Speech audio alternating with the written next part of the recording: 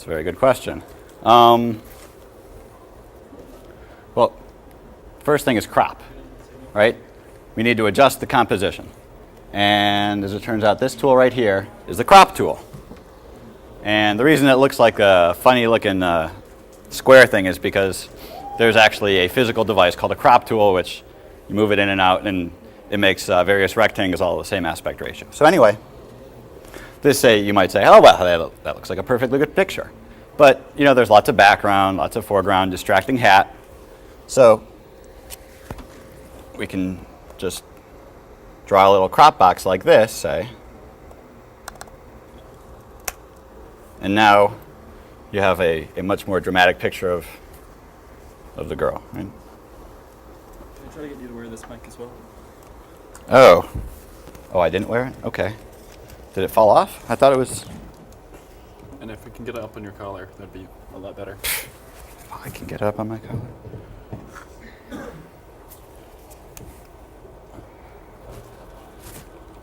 Does that work? Yeah, just leave it hanging out over there. Thank you. Twice the mics. Double the mics, double the pleasure.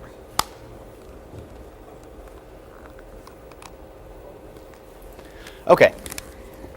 So cropping is pretty much the first thing you do to take a snapshot and turn it into a nice photograph, because a lot of people take pictures without zooming in on something, or they just weren't close enough, or maybe there's only one interesting part of the photo.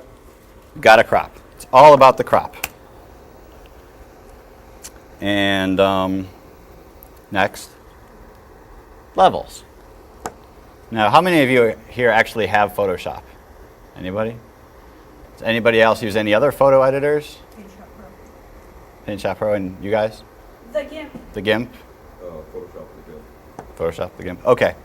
Well, I've never used PaintShop Pro, but the GIMP has exactly the same tools, just in different places in the menu. Dialog boxes might be named differently, but it's exactly the same thing.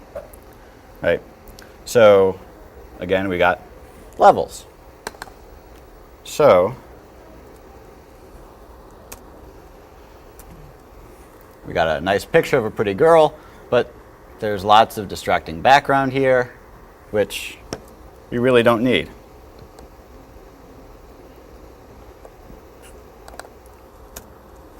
So now it's a picture of the girl, not a picture of a girl standing in the backyard with a whole bunch of junk. But the problem is her face around here kind of dark.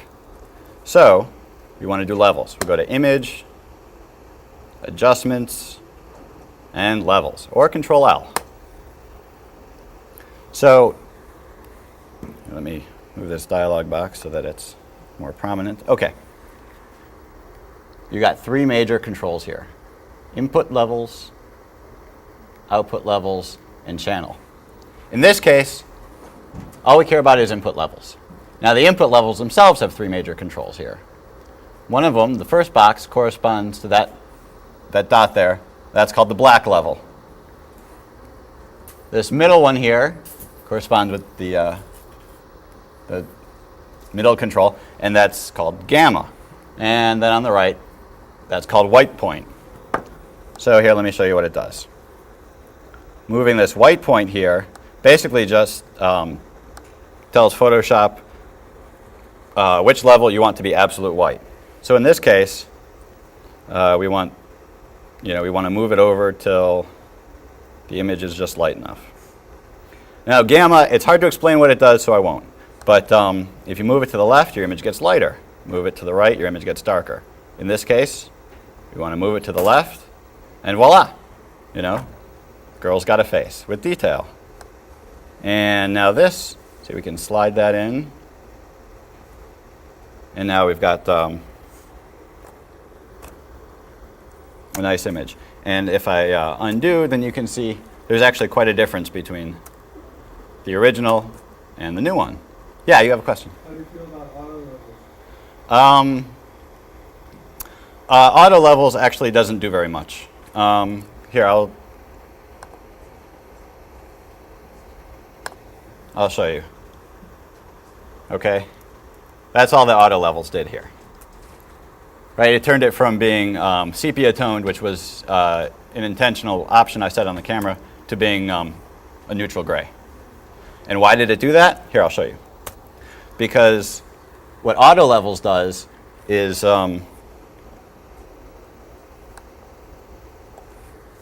it just takes this this white thing and moves it, far enough left to, to the point where it would, hit these bumps here on the histogram, and it does the same thing with the black. Well, in this case, the histogram, already has enough detail on the right side, and it's got enough detail on the left side. So auto levels doesn't really do anything with it.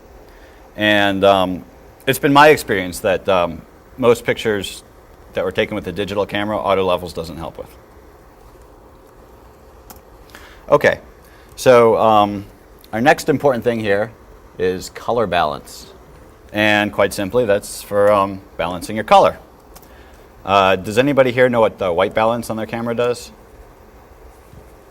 Okay, most people don't know. Well, basically, to your eye, anything can look white if it's just the brightest thing there. So, so these incandescent lights up in the top of the room, they look white, and the sun looks white, but they're actually vastly different colors. And your camera doesn't really know which white your eye is looking at. So it just has to guess, or you can tell it. Now, in this case here, that's a cute picture of a baby, right? But we can do better. Why? Because the white balance is off. And so we can easily fix the white balance by going Images, Adjustment, Color Balance, or Control B. And how do you do all these settings? Well, actually, there's nothing scientific about it. I just move them left and right until, I see it get either better or worse. So in this case, right? I'm sorry? The white balance adjustment is the same white balance adjustment you have on monitors. Well, monitors don't actually have a white balance adjustment. What they have is a white point setting. So you tell the monitor, when the computer tells you to display white, I want it to look like the sun outside, or I want it to look like the sun outside on a cloudy day, or something like that. But you're not actually adjusting the white balance of the monitor. So, okay, so it turns out moving this yellow slider over makes it look pretty good, although not on that. Unfortunately, our projector is very poorly calibrated.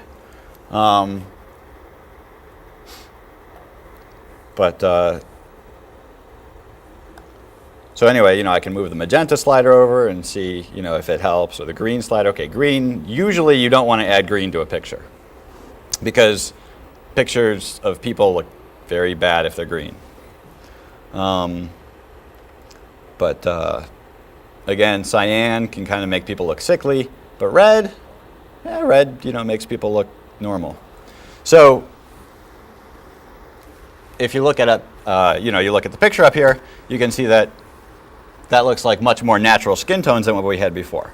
And if I undo, you see this looks like, nice looking people. And in comparison, this looks like kind of sick looking people, right? But we're not done. We can still do levels.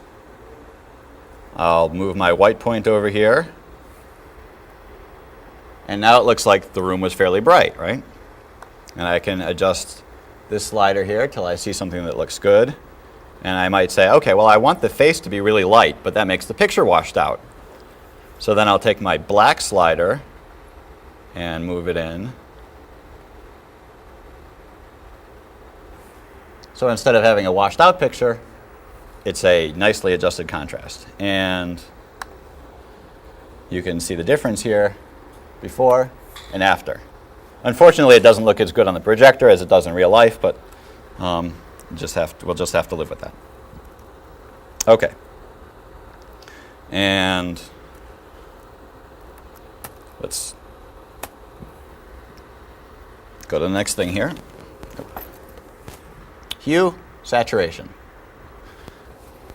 I will open a picture here. Okay, so for people who don't know color theory, hue is basically what we call color. Like red is a hue, green is a hue, blue is a hue, white and black are not hues. And saturation is basically the difference between brown and yellow. So a really saturated brown is actually yellow, and a very unsaturated yellow is brown. And so what we have in this case is a fairly ordinary looking picture of some pastels. And first thing we'll do is do some levels. And you can see we have plenty of room to move this white point over here. And now we've got some nice brighter looking pastels. But allow us to go to the hue and saturation adjustment dialog here. And you see we can shift the hues, which very rarely does anything useful. We can increase the saturation, which makes it very bright and colorful. Or we can desaturate it all the way to black and white. In this case, we want colorful. So I can drag it out to, say, here, and we've got a nice, much more lively image. So from a little bit dull to more lively. Unfortunately, this projector doesn't show it as well as I would like it to. Okay.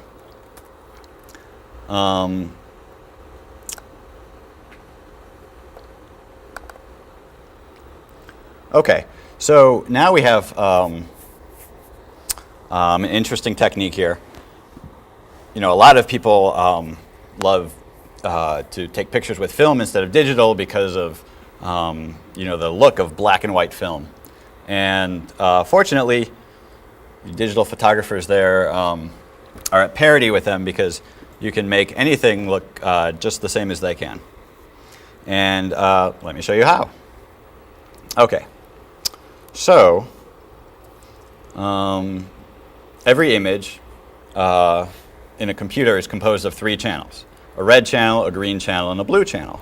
And in fact, if we go to the channels window here, then Photoshop will allow me to select them and show you. So this is what the red channel looks like. This is what the blue channel looks like, green channel, and here's the blue channel. And one thing that you'll notice is that the skin tones and the red channel look very, very smooth.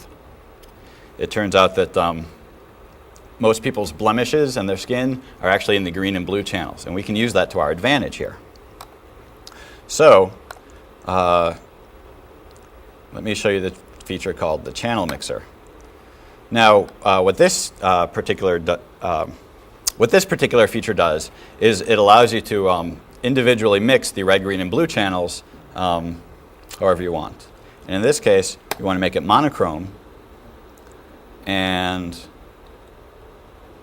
tell it how much of each channel to add in to make a nice looking picture. And so let's say we can choose this. Are we getting feedback here? I can wait. Can you?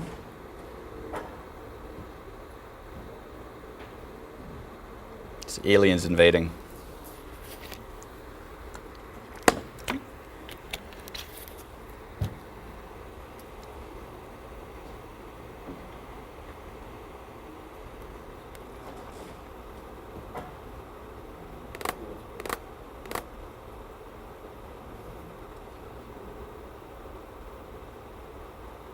Okay, no more feedback. Okay, so so we've successfully mixed our channels to go from decent color to nice looking black and white. And of course, then we can go into our levels here and adjust it as we see fit.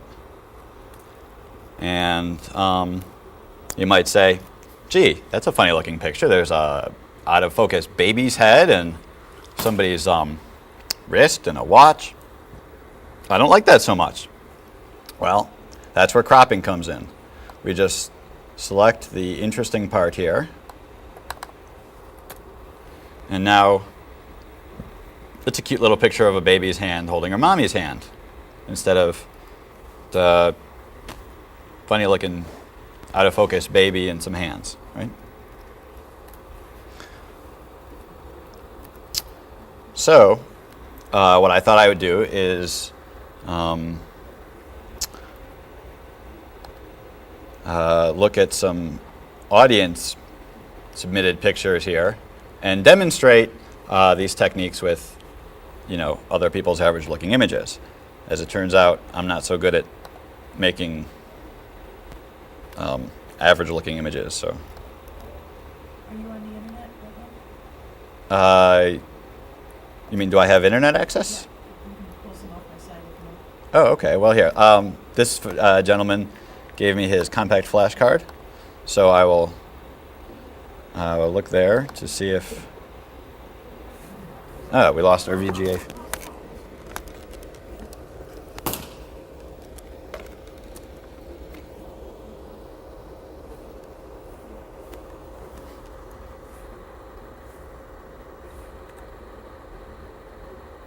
Okay.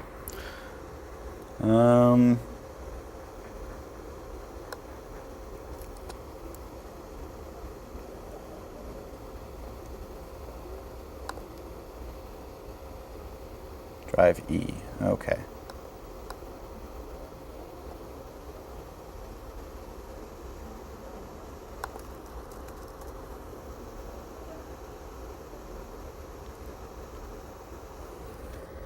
Can we access it?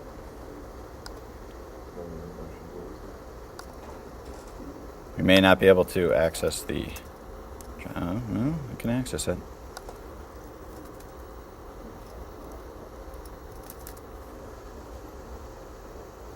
Okay. Photoshop's dialog is not very good.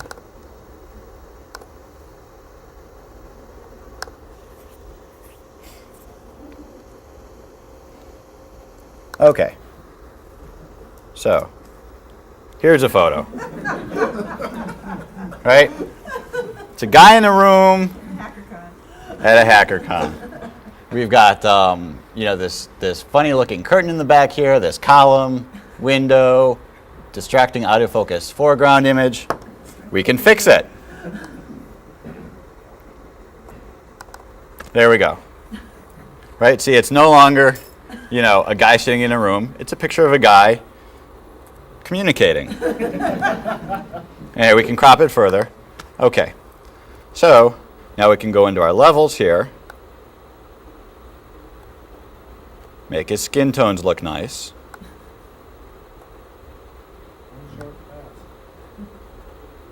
Okay. And now let's check out our saturation. Bring out the color in his skin. Okay. So there you go. But maybe you say, gee, I think it makes a much better statement if it's in black and white. So, so let's say we do some red. Now it turns out the least amount of noise on a digital camera is in the green channel because there's twice as many green pixels as there are red and blue. So in this case, we'll up the green channel a lot. There's a little bit of blue.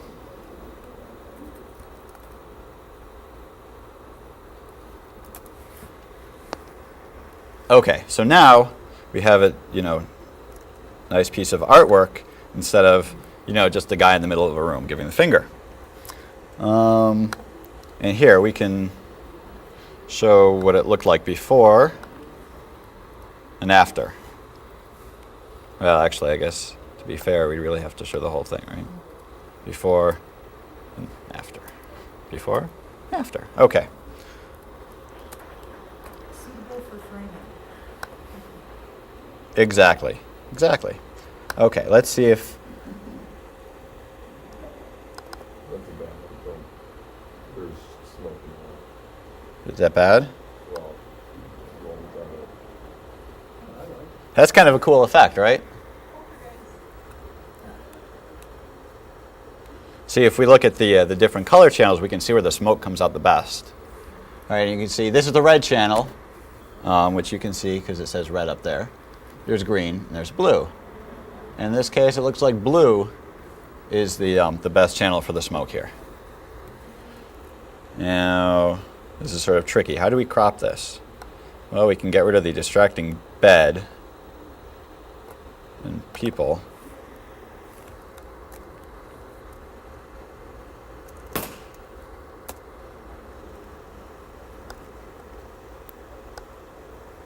Does this help? There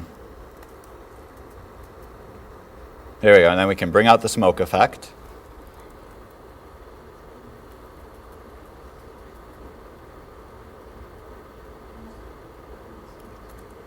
Well, okay, so there's not much you can do with this picture. But there's a quick demonstration of it. Let's go to a...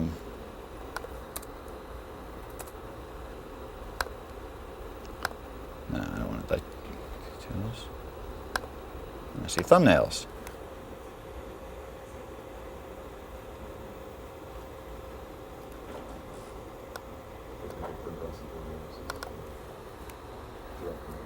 Okay. Now again, what's the first thing we do? Crop. Okay, and then so we draw out our box. Now, as it turns out, you can quite conveniently resize it like so. And at least in Photoshop, you can rotate it like this in case your image is, not exactly plumb. And we double click to get our nice crop box.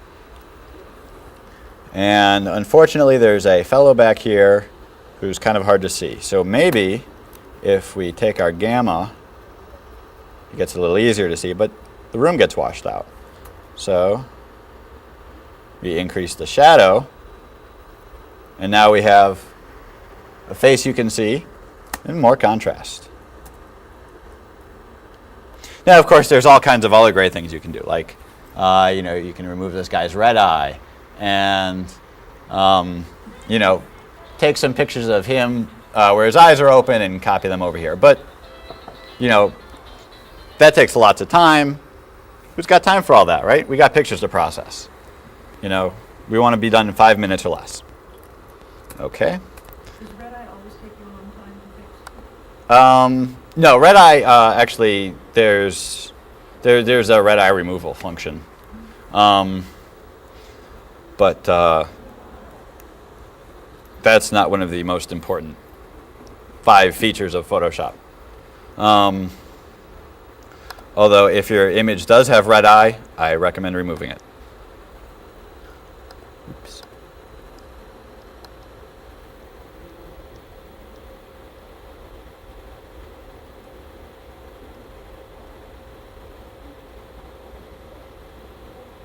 Ah, okay.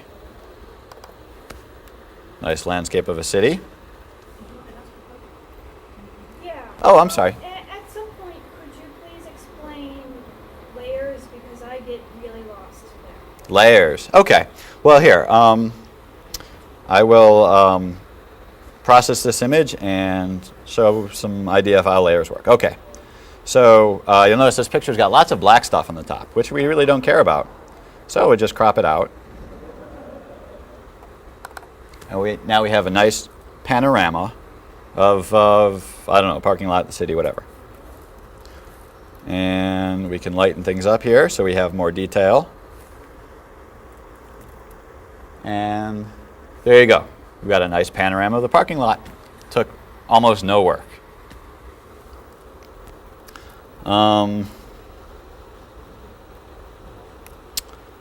Here, before I forget, I will eject this guy's... Ooh. That's what you think.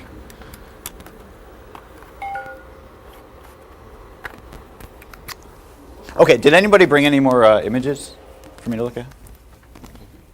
I've got some on the web. Okay, sure.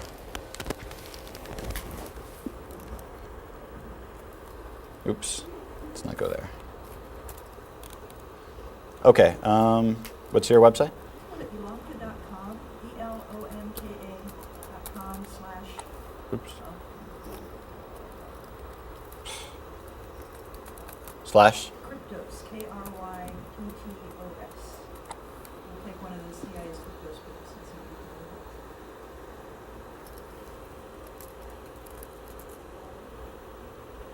if you're on.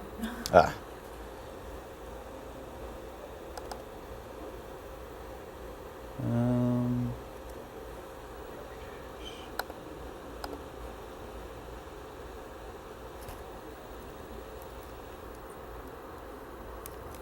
Yeah, if it's a hassle, I just go away.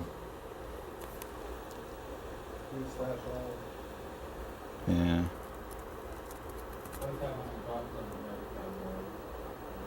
Okay, does that look right? The DNS is what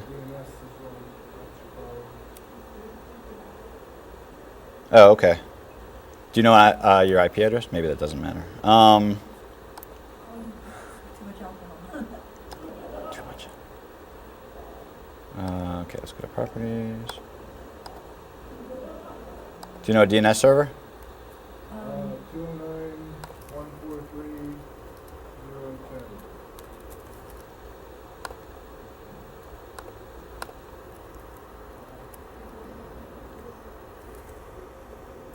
Okay.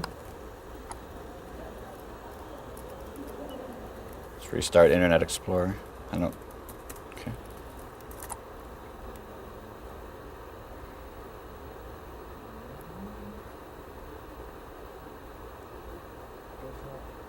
I think yours is not going on. I've got some pictures that are in a PowerPoint presentation, but I don't know if you could pull them out. On a USB key? Huh, bring it up. It's even better. Okay.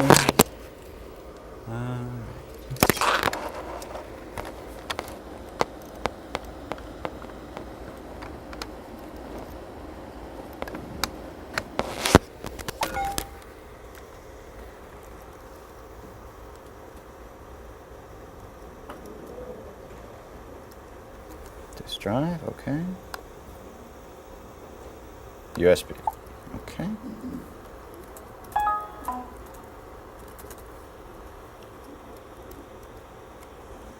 Oh, you know what?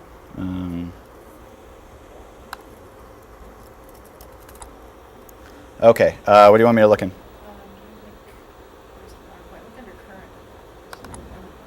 I may have lied, I may have taken everything off. There's, Yeah, there you go. which one? Oh. And there's one guy. Should we look at that? Oh, no, okay. Pretty much it. You go to the Cryptos Hackers. It's a talk right here for Hackers Conference.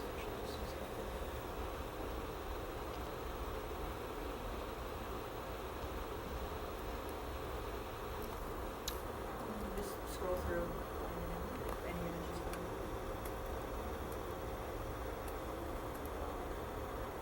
That's off the CI. Oh, okay. Well, here, let's copy. Paste. Okay. So here's a nice image. But to me, it looks a little bit dull. And if we go in here, we can make it lighter, increase the contrast, bring out some more detail.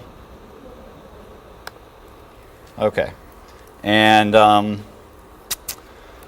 don't know about you, but this building in the background is kind of distracting me. So, as a matter of fact, I would crop it even tighter. Unless you need to show the context of, like, say, what building it's in front of. You don't need the building, right? People are going to look at the building instead of your subject here. So, make it as tight as we want. Now, It's much better. Well, maybe not much better, but it's better than it was before. So let's see if there's any other good pictures.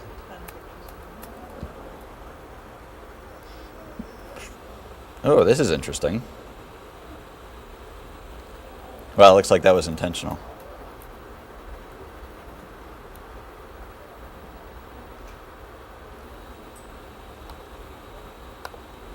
Here's another picture.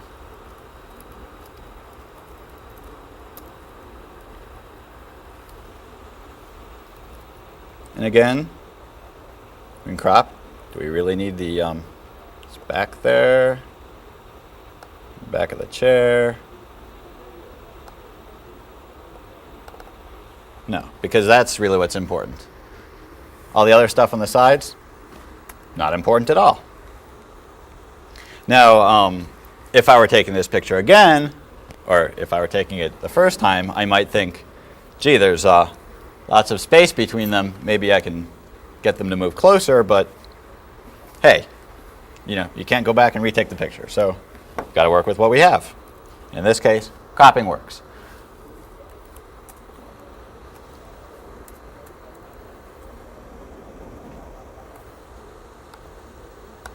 Let's see what this is. Ah, okay. It was the sculpture garden of the guy who founded GeoCities. Interesting. Sculpture garden. So in this case, I don't know, there's some lighting that we might be able to fix.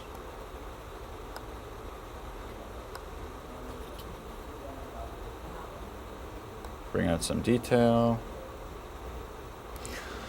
Well, unfortunately, this is like a 0.02 megapixel image, so there isn't that much we can do with it. But what I would do if I had more pixels, I'd crop it like probably right here, because we don't really need this tree.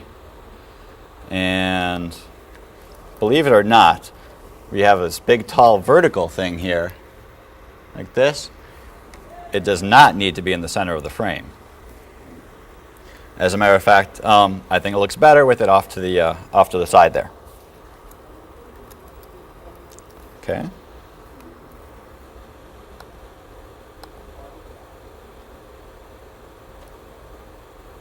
Okay, now here's an interesting one. Copy. Paste.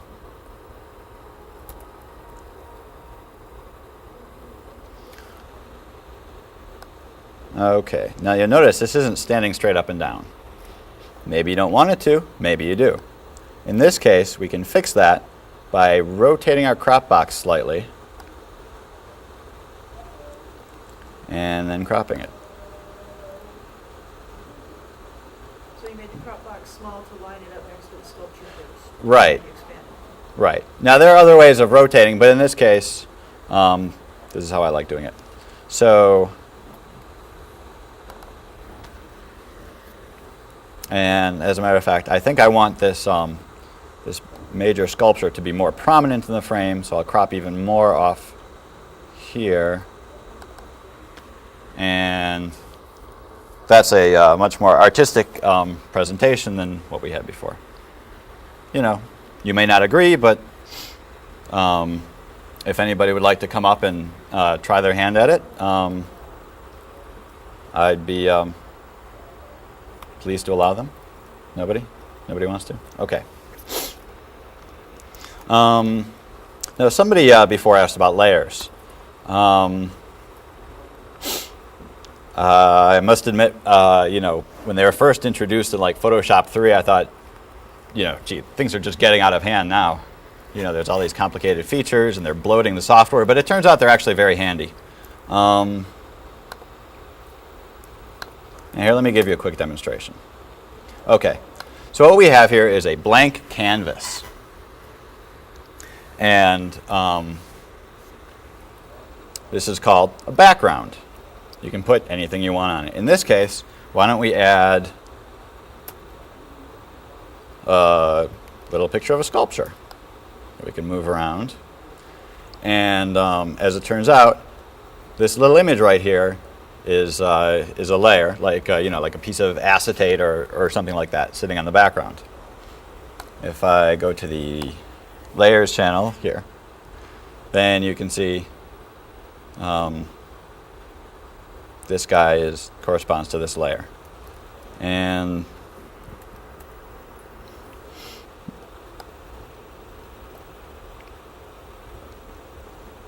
now we can drag this other thing from Photoshop, and voila! Now we've got two layers that we can move around, and see, they act just like different layers, and we can reorder them like this. So now this guy's on top, and the beauty of layers is that it allows you to have it's essentially like having multiple objects in one image that you can move around. So you might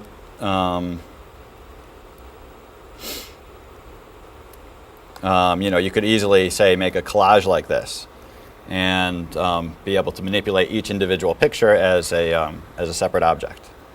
And in this case, let's say we put this other guy on top, but you can change the layer's opacity so that you can see through it like that, right? And make it look like a watermark or something. And there's let's see, what other kinds of things you can do. There's all kinds of awesome layer effects.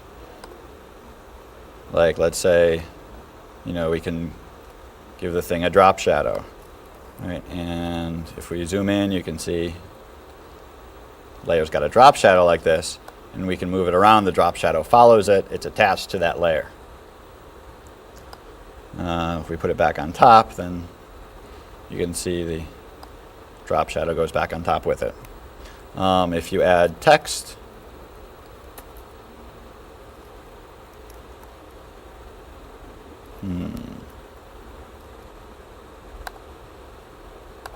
okay, it froze for a second. All right, so we can add text.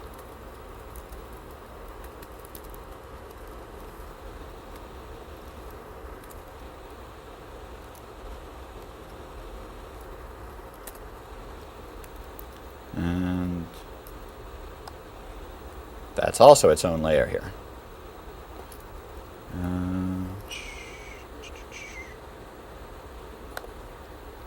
So you see, now we've got a text layer. And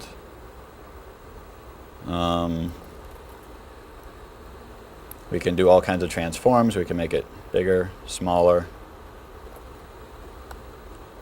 rotate it, and manipulate it just like it's any other object. Now, before layers existed, once you type something into Photoshop and you hit enter, that's it. It's baked into your image. Now that it can be a separate layer, you can take it, you can make it another font, you can add all kinds of additional features like this. We gave it a little outer glow, so now you can see it against the background. You can you could change the font, do all sorts of things, whatever the hell you want.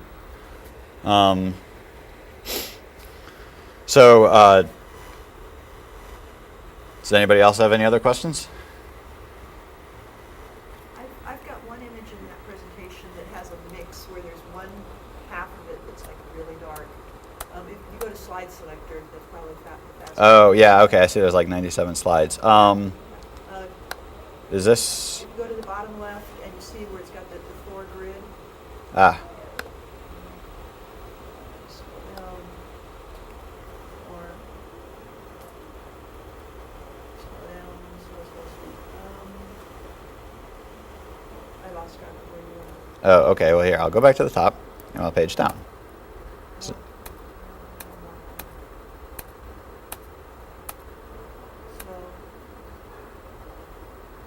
okay. did I miss it there? Back up one. I thought it was one. Go forward. One more. Okay, on the middle left. Yeah, open up that one. This one here? Yeah. picture in the middle. Okay. Copy that. This is the only picture that exists of this particular piece, which is on the front entrance of CIA headquarters. And I'd love to see if you could figure out a way to Okay. Now, I'd just like to point out something here. If you watch closely, when I go to File, make a new document, Photoshop fills in some numbers for what the width and height of that new document is, and by default, it looks on the clipboard. So it will automatically create a new image the same size as what's on the clipboard. So when I go to paste, there it is. It is exactly fitting in the new image. So unfortunately, this is very pixelated, and you see there's lots of shadow on it. So what I would do in this situation is use an adjustment that I didn't talk about, but it's called shadow highlight. And this is a very nice new feature of Photoshop, but it's not that universal. So, I don't think you can use it in the GIMP or Image Magic. So, I didn't talk about it. But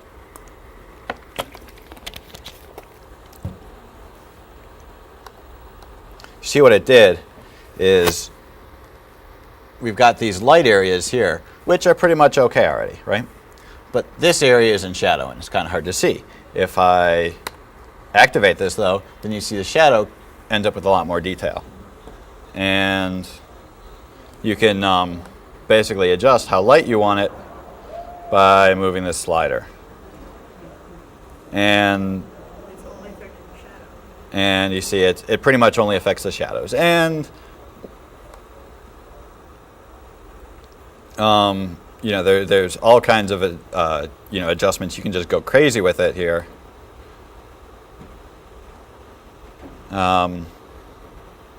But that's what we have. Now, unfortunately, this particular image is actually scaled up from a much smaller image, and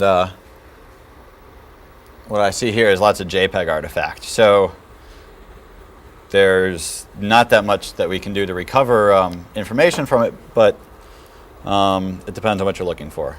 We can look at, say, the different channels and see, well, that shadow is blue, which means we don't see it in the blue channel. What file format do you prefer? Okay, so she asked me what file format I prefer. In what sense? For what purpose? Say you know that you're going to want to scale the image later really big and sometimes really small. Okay, so if I want to scale the image sometimes big, sometimes small, what do I do? Well, okay, for one thing, I've got a digital camera here. I take pictures with it. What format does that camera save the pictures in?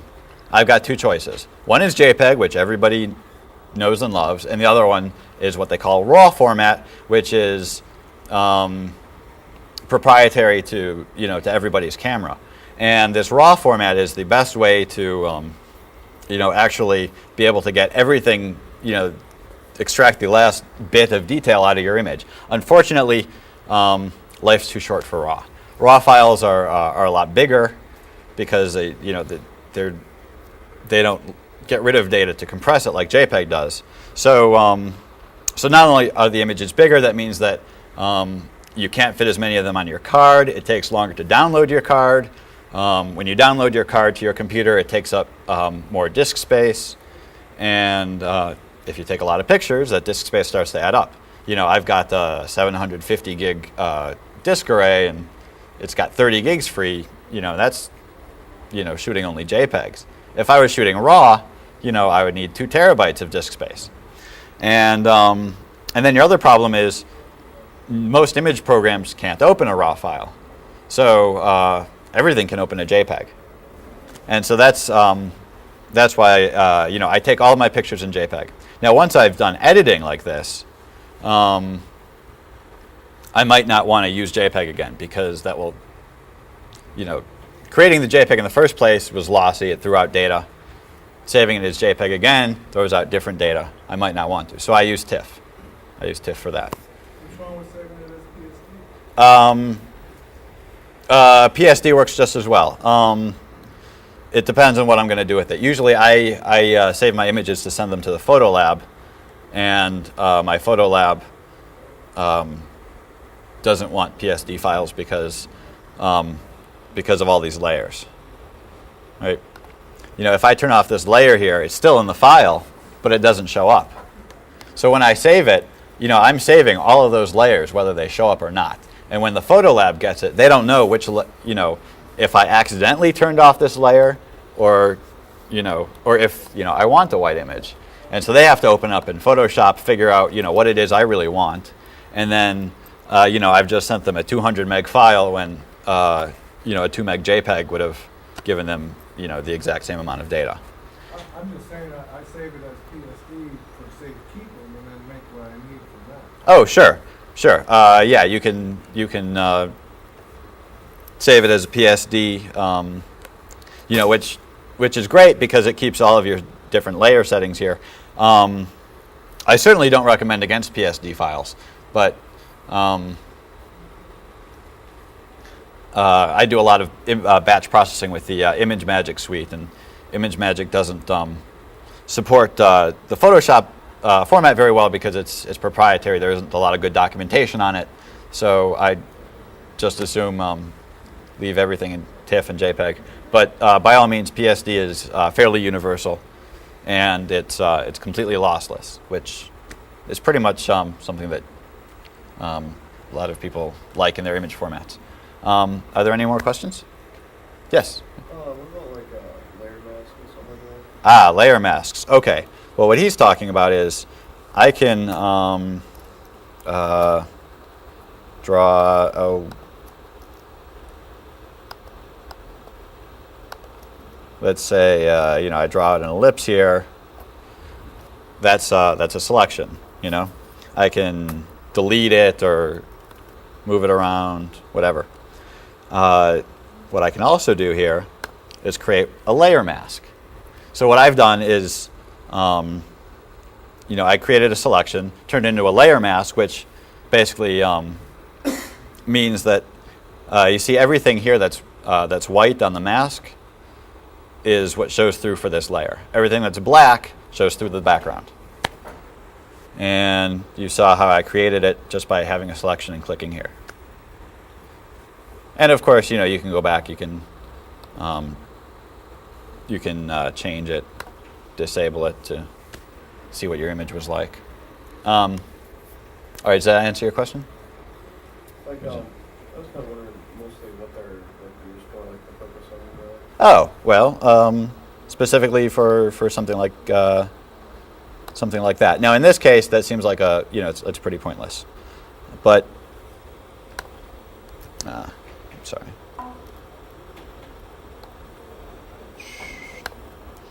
Allow me to demonstrate. Okay, does anybody know what a vignette is? Okay, so that's basically taking the images and making it fuzzy. So I will show you this, and then I will be done. Select feather, 5 pixels. Okay, so now instead of having a sharp outline, see there's a nice fuzzy outline. And that's, you know, that's pretty much the primary use of layer masks as far as I can tell. Do you use a layer mask to expand colors in something? No. Oh, you couldn't. No. I can show you how I afterwards. can show you one. This is from an infrared camera. Oh, okay. It's of temperature. Oh, great. If you want to see. Yeah, well, you guys could probably turn on the lights because this is sort of over. But That's a little different. the way these cameras work is instead of having a CCD or CMOS image sensor, they have like an array of little metallic heat sensors, basically. And so the lens focuses the infrared light onto the little heat sensors. They heat up and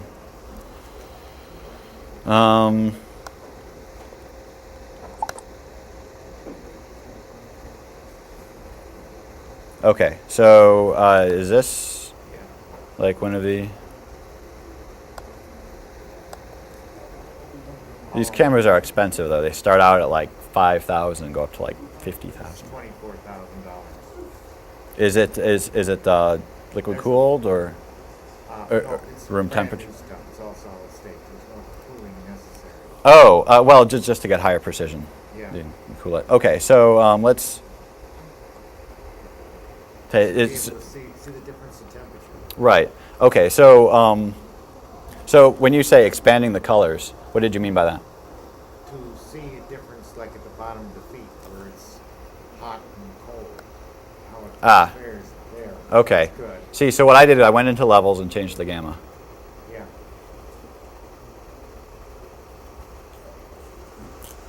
Oh yes, feel free to hand out those tickets. So, okay, so does that answer your question? Yeah, I guess. Okay. Well, here, I will.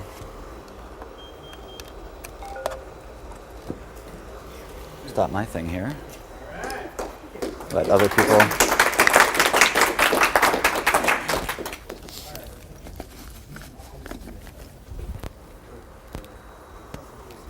These things have changed so much. A few years ago, you had a gas tank and everything. Today, man, they can get extremely sensitive. Oh, yeah.